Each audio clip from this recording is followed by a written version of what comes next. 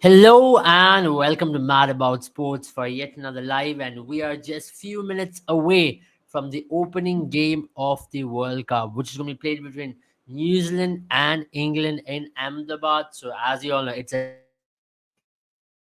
grand finale. It's the 29th World Cup, so the excitement levels are definitely there. Two teams who really gone to play well against each other in the recent past. They've got some good history as well. I have Antariksh joining me. Antariksh, I mean, what a start for the World Cup, isn't it? There's no better game than to start off with the finale reputation itself. Absolutely, and I'm pretty happy that World Cup is now finally here. We can wait for it. All of these warm-up games, India ended up playing zero of them, so that was funny. But yes, it's finally here, and it's starting in Ahmedabad, and one of the hot stadiums of the whole sort of fiesta that we're looking out for, because it's known for its prolific batting record and stuff. So it'll be important and very interesting to see how these two sort of heavyweights go against each other. And especially I have an eye on England, because I just think one or two games, if they click really well, if their whole sort of lineup, we could see some very big scores, especially in grounds like Motera Stadium. Sorry, the Modi Stadium, if I'm not wrong. Yeah, So true. I yeah, mean, yeah, go on. yeah, because what I was saying was the exact same. But one thing about New Zealand is they tend to play maybe the worst cricket leading into a World Cup, but come the World Cup or the ICC tournaments, they tend to punch above their weight. Now that is one thing, or that's one underlying factor we always tend to forget, isn't it? Okay, we say yeah, New Zealand is thereabouts, but look at them. They played two World Cup finals back to back in the 50 overs format, one T20 World Cup final, ICC World Test Championship winners in between this, and to Yeah. add to that, let's say another World Cup semi-final in 2022 in the T20 format, where again they were not rated as the favorites going into that tournament, but they topped the group. They went on to play a semi-final. It's always a thing with New Zealand. They might not cross the line, but they always tend to punch above the line every single time, make it to the finals, make it to the semi-finals very consistently. If you go back in 2011, they were one of the semi-finalists of the World Cup. Nobody talks about it. We talk about Pakistan, Yeah. we talk about Sri Lanka, India, but New Zealand were one of the semi-finalists even in that World Cup.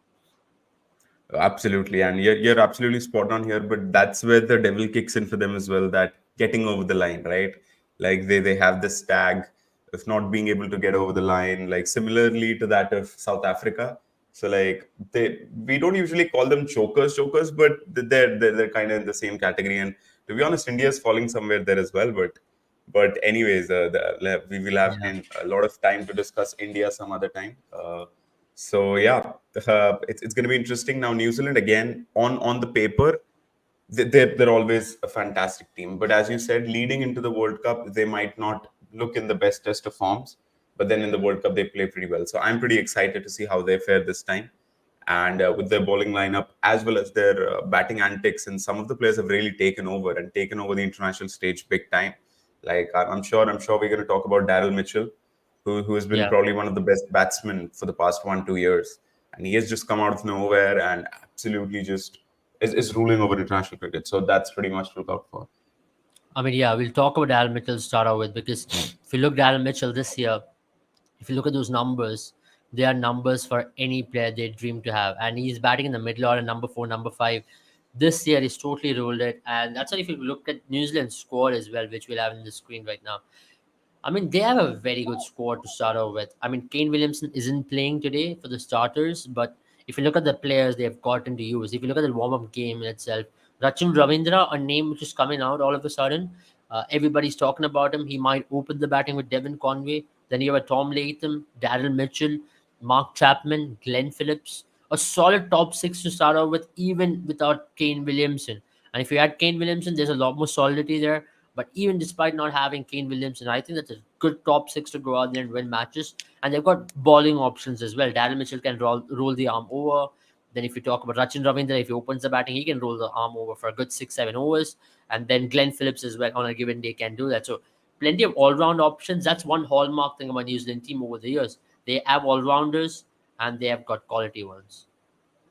Absolutely, and I'm pretty surprised in this rise of Rachin Ravindra. I mean, the first time I saw him, he came in as this off spinner, if I'm not wrong.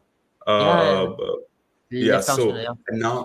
and and now he's suddenly, in test matches, and now he's in the one day formats, and now he's opening the batting. I mean, that's big plus with someone like New Zealand. As we called upon it, this modern cricket, modern game where it's heading, the key seems to be finding Yeah, this balance, and the balance is having batsmen who can bowl, or bowlers who can really bat well, and that is something every team is focusing on.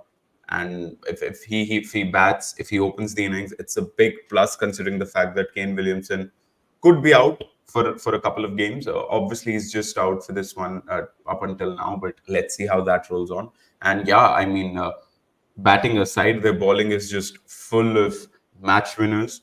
And another all rounder, which we really need to, is he's pretty experienced, and I think he's underperformed according to me. His potential every time we've talked about him is Jimmy Neesham. I think the right. potential he has that. I mean, I won't call him the Ben Stokes level, but a level or two just below that. But Yeah. he seems to be in and out of the squad, in and out of form. So I would really be seeing how he does, how he fares well in the World Cup this time. Absolutely. I mean, when you talk about someone like a Jimmy Neesham, he's got experience of playing in the IPL, but not clicked at any point of stage. He's been there thereabouts, never been a match winner per se, and especially in Asian Yeah, conditions, he struggled massively as well. But this is an opportunity for him. But yeah, as Prakash says, New Zealand will be the underdogs again. Now, if you look at New Zealand, I mean, just we'll finish off with New Zealand before we go to the defending champions because New Zealand were winners in my books. They've lost by the barest of margins, as one would say. So, but they were there and thereabouts. But if you go back to 1992 World Cup, when they bring in revolutions to cricket, right? 1992, Deepak Patel for the first time you're seeing a off spinner open the bowling. Come yeah, 2015, Brendan McCullum taking on 2011 tactically astute team Nathan McCullum, Ross Taylor. They always had 2003. You had Stephen Fleming and the gang going up against each other, and they had a very decent World Cup there as well. If you look historically, the New Zealand team, it's you on the paper they might not look the strongest, but they always tend to perform well in the World Cups because of some tactical nuances they bring into it. They might just tweak a here little bit here and there, and then they make it look all good. For example, this World Cup, I just have a feeling if Rachin Ravindra were to go and open the batting, that could be the tactical difference they could create. He could go out there, go out there, play shots, and then all of a sudden teams will be waiting, looking at like, okay, wait a moment, who is this guy? What is he all about? Because there's not a lot of data about Rachin Ravindra, the batter, exactly. to go out say that, okay, wait, oh, we're gonna ball outside the off stump, make him nick. No, that's not the way. He's just number 8, number 9 who used to bat at test format, saved a test match in India in Kanpur a couple of years ago. Has got technique with the bat, but now all of a sudden he's going to open the batting in a World Cup. So that's how New Zealand has always operated. Like, think outside the box, and they've always punched above the weight in that. Yeah, Rachin Ravindra's case sort of reminds me of what India wanted Washington Sundar to be in that game. Yeah, So it's almost that, but no, jokes aside, as much as I saw of him in the warm up game, it was quite frightening. As you said, the R&D on him isn't there much for any team to see, and for teams to now figure out, all right, we have a new opener in the town. He may not open, by the way, like the way we're yeah, talking, he may not open, but at least he's given his resume out with a bang, saying that hey, I can really do that job if you want me to. So good. As you said, a good tactical sort of twist by New Zealand at the end, and as you said, they always do that and do something of those sorts just before a World Cup. So very interesting to see, and I'm just very excited how they fare, and especially in the first game, I want to see what is the intent of both the teams. See, most probably we know what's the intent going to be for England, but I yeah. really want to see, do they counteract it, or do New Zealand, try to sort of have their stability, and then build upon that kind of an approach, or would they try to mimic what England does? Absolutely. I mean, I think it's not a bad thing to do at all, especially in a World Cup like this. Maybe throw in some new pieces or cards out there in the box and then see Yeah, how things perform. Now, if you look at the New Zealand score, I think Matt Henry and Trent Bolt, two big bowlers for them. They've been one of the most successful opening bowling pairs in 2019 World Cup. Not play a lot of games, but yeah, Matt Henry, Trent Bolt are definitely sure starters in this team from what I see. And then to add to that is Sodi and Mitchell Sandner. Now, the biggest issue is they might not be able to play three proper paces because of the fact that they might have to accommodate is Sodi and a Mitchell Sandner because of what they bring into the table as well. And they've both been successful bowling pair. But in the recent past, especially in the middle overs, they struggle to pick up wickets. And that's where you have to say might not be a bad option once Tim Southey is fit to bring him in and maybe drop one among Isodi and Mitchell Sandner because you have Rachin Ravindra with the ball if he's opening the batting. Yeah, you're absolutely right, and that is a big positive for them. We've seen Ish Sodi, we've seen Mitchell Santner. Both of them can bat. Especially Mitchell Santner can bat pretty well. And then we also have now Rachin Ravindra who's joined the party as the leader. So that's that. And then they suddenly have three bowlers, and then they have two pacers or maybe two pacers and then another Jimmy Neesham. So it's quite tricky to select that New Zealand 11 because there are a lot of all rounders, but you don't want to be stuck in a situation wherein you have 6, 7 all rounders, or 5, 6 all rounders, and then you don't have batsmen just pure batsmen going to play there or pure ballers going to bowl for you. So it's going to be interesting. I think they're going to go two at max three all rounders. Two or three would have to sit out, and we're going to see who they're going to be. But I think as you said, Chapman, Daryl Mitchell, of course, Kane Williamson is not here, but still Williamson, Latham, they are going to form the core for the batting lineup. So yes, it's again going to be interesting to see how what permutation or combination they stick up with. Absolutely. I mean, that's when you talk about New Zealand team. I think we can shift our focus to the defending champions of the T20 World Cup and the 50-over World Cup. I think the only team in the history to come into a World Cup being the defending champions of two titles at the same time. So big team, a massive team on the paper. If you look at that team, it's superstars after superstars and power hitting after power hitting. Now, Ben Stokes might not play today, but just looking at that batting order, Johnny Bairstow, Darwin Malan to open the batting. Then you have a Joe Root, who is traditionally done well in the World Cups, but not so good in the white ball formats this year, averaging 9 in white ball format this year, but might want to put that behind very quickly in order to get into the World Cup and the groove of things.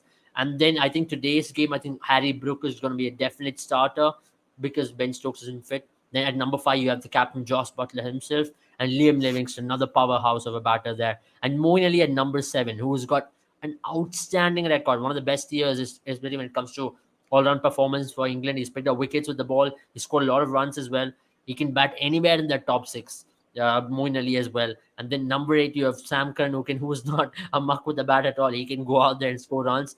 And then add to that, had Chris Wokes as well. All-rounder, can score runs with the bat, and also can ball important overs. And then at number 10, you have an Adil Rashid, can score runs on a given day, maybe good 10 runs, 15 runs if need be. Then you have Mark Wood, who's a good swinger with the bat. Let's not discount him. You saw what he did in our Ashes as well. So 11 players who can bat and almost 6 or 7 players who can ball. Outstanding squad, isn't it? It is. I don't know whether they were focusing on this, whether they were trying to make this, or it has just God been lucky with their team because we've seen for the past 2, 3 years they are just one phenomenal bunch to look out for. To be honest, the irony, what I think here is the weak point could actually be their captain, because on his captaincy one, and he's probably one of the only people who can only bat and not bowl, or only bowl and not bat. So but no, jokes aside, I actually think not treating it as a weakness, but Josh Butler is something of a new captain. If like in any format, it's not like he was the captain a very like he has captained a couple of times in IPL as well for a decent amount of time, but it's never been that he's been a proper prominent captain. And then England has obviously appointed him, but they've been shuffling and juggling their captains as well. So that's going to be interesting. Ben Stokes, Chris Wokes, these two for me obviously are the ones who everyone looks out for. But the other two, the South Asian couple is what I'm focusing on, which is Adil Rashid and Moin Ali. So I am just absolutely certain that if England, with all of their star power, with all of their hitting power, if they have to go far into this World Cup, these two spinners like maestros of their art, like they have to do it. And Moin Ali, as we know, has that added bonus. Yeah. He can literally open like like you have any sort of issues, he can go in there and open. You have too many right handers, or you have too many leg spinners or off spinners, left-handed off spinners bowling. You can throw manually at number 3. You can throw manually at number 4, 5, 6, 7. You want some power hitting. You want maybe someone, he can even come down at 9, 10, or whatever. Like they can Yeah. just shuffle around the way they want, is what I'm trying to say. Same with Sam Curran, to be honest. He sometimes comes at number 3 in T20s if in their country. So Yeah. it's mad how flexible this team is. So, but also, as they say, with flexibility sometimes comes uncertainty as to what the proper roles are. As we've seen in Test Yeah. cricket, the roles for each and every one of them are pretty designated, and everyone knows what to do. Here, maybe there's a collision of everything, because suppose if you have Liam Livingston, who's the power hitter, who's the finisher, then what's Ben Stokes like? It's not as if Ben Stokes plays with a strike rate of 80 and is quite assuring on the pitch. He's one of the Right. power hitters as well, and Right. is the same with everyone else surrounding him. So it's going to be interesting because they need people who can anchor the innings as well, Yeah. and that's where I feel David Malan and Joe Root are going to play a big role, because they are too conventional. You look at them; they play the shots in the book, and yeah, of course they can play that odd paddle sweep here and there, but generally they're someone who try to keep their wicket as well as try to score runs. So these two are going to be very important to anchor the innings, and of course all of the hitting power across the board. Yeah, I think that's where I think if you look at Joe Root, just generally in the World Cup history, he's been a massive factor for this team. If you look at Yeah, 2019 World Cup, played a big role in terms of steadying the ship. I mean, you talk about Jason Roy, Johnny Bairstow, all that they've had. Joe Root tends to go underlying. I know he scored a brilliant 100 in the start of the World Cup last year against Bangladesh, if I remember. And from there on, he had a good tone to the World Cup. A decent strike rate, 88, averaging 54, 300s, 350s in World Cup history, which is including 2015 World Cup, of course.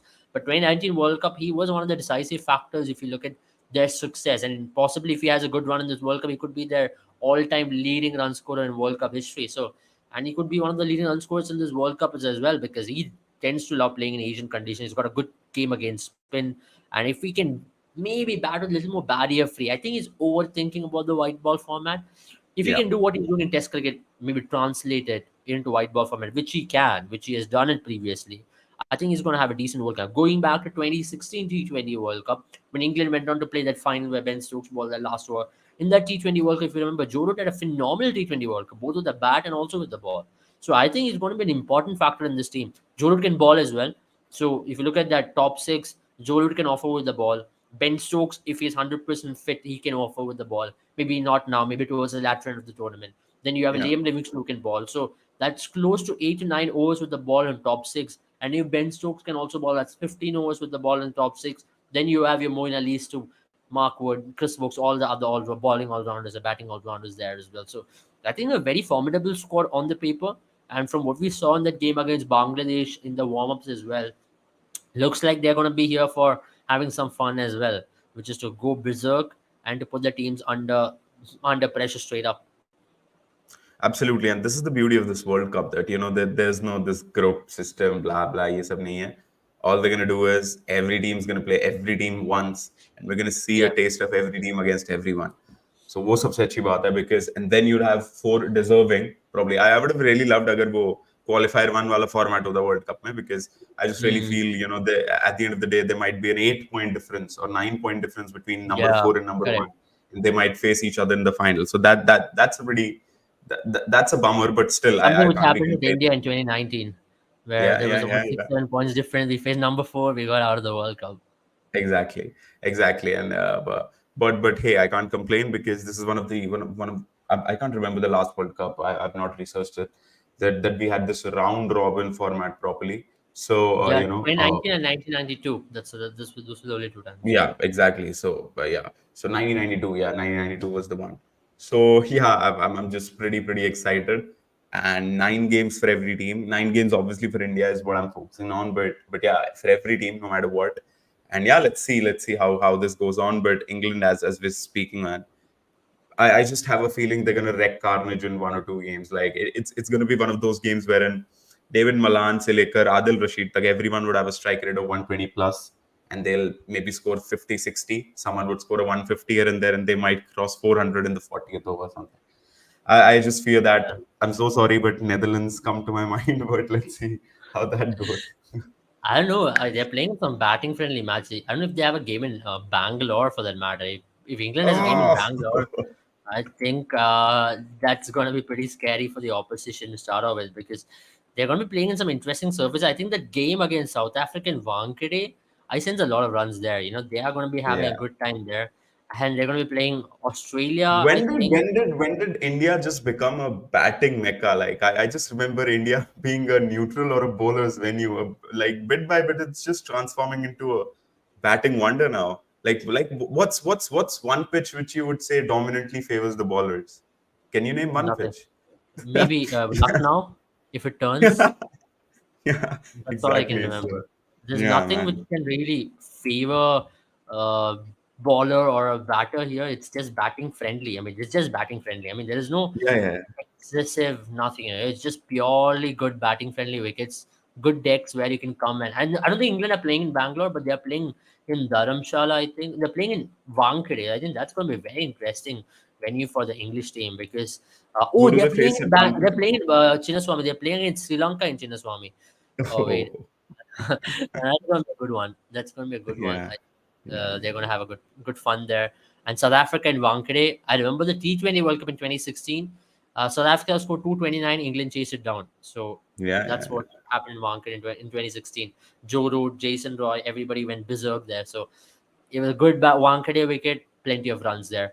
But when we talk about English team, final thoughts before we give predictions and whatnot. I think it'll come down to what Josh Butler does as well. Number five, we often tend to discount, but number five finishing role, this team, if they want to do well in this World Cup, I think one is Adil Rashid's performance with the ball.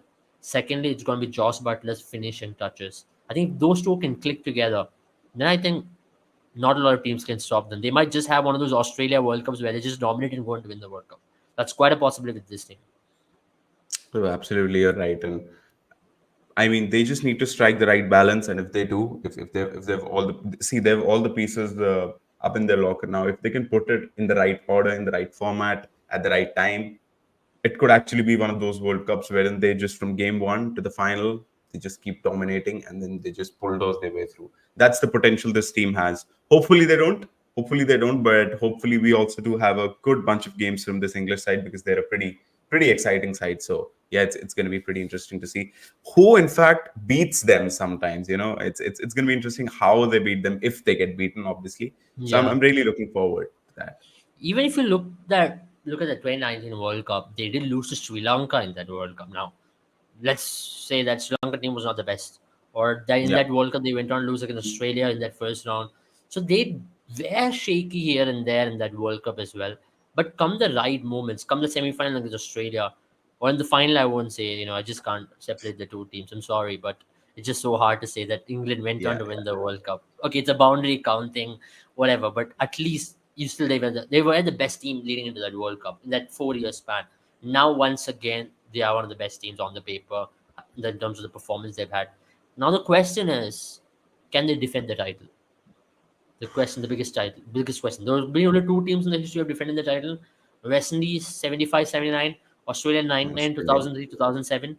So can they be the third team in the history to defend the title? Hopefully not. Hopefully not. uh, there's another stat I can't remember now. I guess the last three World Cups have been won by the host nations. Host nation, Or, yeah. yeah, It's a cycle. that's So will the cycle end or will it continue as a question? So that is yeah, the biggest exactly, question over here now. exactly. That's it. That's it. And then we'd hope for the second stat to be true. And yeah, they're going to be a pretty interesting team. See, it's not easy to say who's going to win the World Cup here sitting before the World Cup starts, but they're probably top two favorites, man. You could pick Yeah, I any think team they are here and definitely there. making top four, 100%. 100% Oh, top four. absolutely, absolutely. I think But by game seven they should make it to the top yeah, four. I'd be surprised if they don't. So yeah, it's gonna be pretty absorbing as an Indian supporter to see how dominant a team could be. Just yeah. it's a very funny thing, how dominant this team feels. Although they're probably fifth or something in the ICC rankings, Hmm. that really tells us a bunch about what these ICC rankings truly are. I mean, no offense, but Yeah. I mean, you can't Okay, have I'll a give you a team very who's interesting stat. Josh Hazelwood is the 14th all-rounder in ICC ranking, all-rounder one-day cricket. yeah, exactly. So I don't know So, how that goes here and there, but probably Akshar Patel would be the highest ranked all rounder who would not be yeah. playing the World Cup. So No, yeah, the highest rank all-rounder for Australia in a team which has Glenn Maxwell, Marcus Stoinis, Cameron Green is Josh Hazelwood. So that is ICC rankings for you. I don't really buy it. I'm so sorry, but ICC ranking is the most flawed ranking in the history of mankind. There's nothing more than Exactly. that. It's just nonsense. Any team can become number one by defeating any smaller nations. Any batter can remain number one by playing bashing minnows. So I'm not intending at any team or any batter, but I'm just saying anything. That's what it is. That's what ICC That's is, how things and are. that's Yeah. how it has been.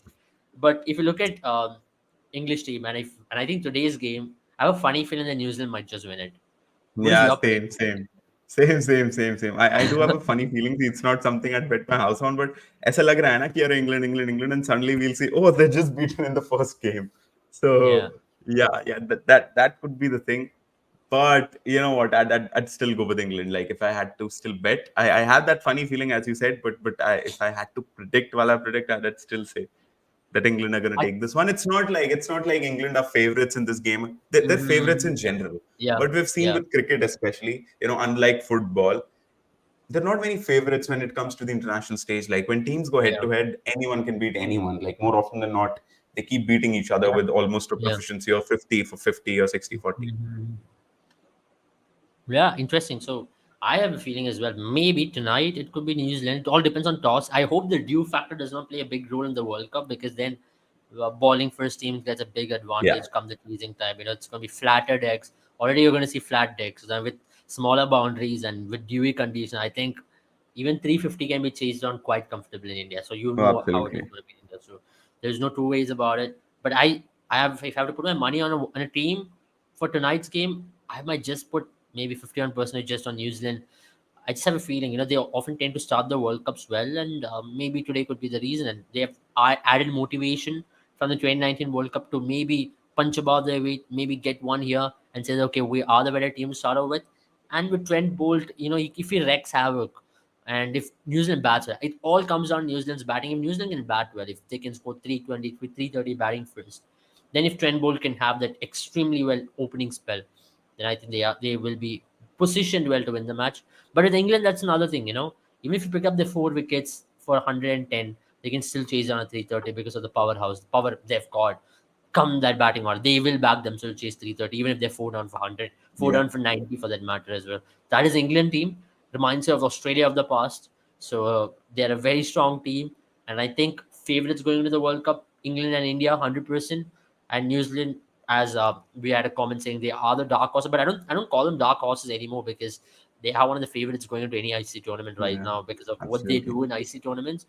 10 make it a semi-final, in my opinion. They are the closest to make it a semi-final alongside of Pakistan and South Africa. So I think England, Australia, India, sure top three, but the fourth team as well. What are your thoughts?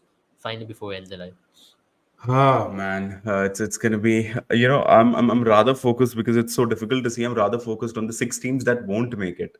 I mean, that is hard to pick because, Yeah, I mean, to be honest, yeah, Pakistan have fallen down. They were supposedly to be the number one side. They've gone down and stuff, but I still see them as a very good team. Even the teams that are discarded, like Sri Lanka, like we've seen what they can do.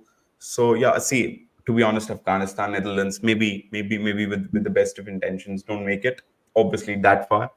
Well, maybe Bangladesh as well, but choosing the next three are going to be so difficult. So I'm not ready to make my pick right now. I'm just not. Maybe I don't India know does if make I it. would pick a true underdog. I have a very weird feeling that Bangladesh and Afghanistan might have a very good World Cup, and especially Bangladesh might have their best ever World Cup, in my opinion.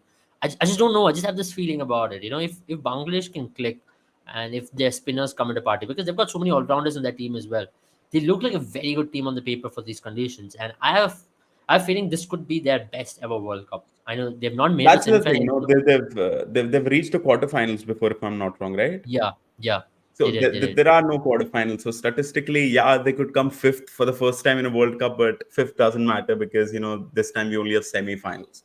So it's going to be difficult for teams like Afghanistan and Bangladesh. If had there been the group system, you only have 2-3 games. You can maybe play 2-3 good games, and then suddenly you're in the quarterfinals. Yeah, So you nine you could have games. had that, but this time because it's 9 games, and they would probably have to overperform 6-7 games out of 9, that'll be a difficult task. But yeah, to be honest, I think a good World Cup genuinely, a good World Cup for Bangladesh, a very good World Cup for Bangladesh would be escaping the bottom three, genuinely. And Yeah, for Afghanistan, maybe the bottom two, bottom three again. So I yeah, mean, true. expect, of course, they're going to go and compete, and they're going to be absolutely aiming to get top four. But from a neutral supporter's point of view, just Mm, watches cricket. I think yeah, if they come sixth out of the 10 teams, the 10 best yeah, teams in the world, yeah. kudos to them. Kudos to them. I just say if a team from outside the box can make it to the semi-final, I would pick Bangladesh. I mean, we write them off. Okay, fine, fair enough. But if any team from outside top five, top six, or whoever we picked can make it to the semi-final, it says Bangladesh, not even Sri Lanka. I think it's going to be Bangladesh because of what they can do on that particular day. I mean, I think they've got enough players to go out there and maybe put together a team. But then with Bangladesh, there's a lot of things which happens off the field, which really affects their performance on the field. So that's what really bogs them down. With Afghanistan, I still think they've got the players, match winners, big match winners, Rahmanullah Gurbaz or Rahmat Ali, or for that matter, Rashid Khan, Nabi. The big names are there, Mujibur Rahman. I think they can pull Yeah. up a couple of upsets here or there, but I don't see them make it to the top five or top six yet. Because last World Cup Yeah. they lost 9 on the trot, but this World Cup they'd want to get at least 4 to 5 wins, or 3 wins on a good time, or 4 wins, and that's going to be a good World Cup for them. And which will include maybe a big upset. I'm actually waiting for that game Pakistan versus Afghanistan in Chennai. Turning wicket, if at all Afghanistan want to wreak havoc, and that's gonna be the game. And I think Pakistan Afghanistan, the recent past rivalry, is gonna be a spicy contest in Chennai as well. So that's what I'm looking forward to. But that's about it from us. The opening game, we are just a couple of minutes away from the toss as well, so we can see how it goes down. Yeah. We're ready for it. The World Cup is here, and next 40 days is either going to make you or break you, as I would like to say, for an Indian fan. It's going to define how your rest of the year is going to be. So you all either in November we're going to sit here and crib about another loss, or we're going to celebrate like how it happened in 2011, April 2nd. So that's how it's going to be. November 19th is the final. But next 45 days is going to be exciting for sure. Thank you, Antariksh, once again. It was Thank a pleasure you. taking all the questions, and have a good time. And do not forget to subscribe to our channel and share this video with as many people as possible. And check out our course with Mad About Sports. If you're an aspiring analyst, want to know more about the players, detailing, stats, and everything in the world of that analytics, check it out with Mad About Sports. And have a good time, all of you. See you all very soon.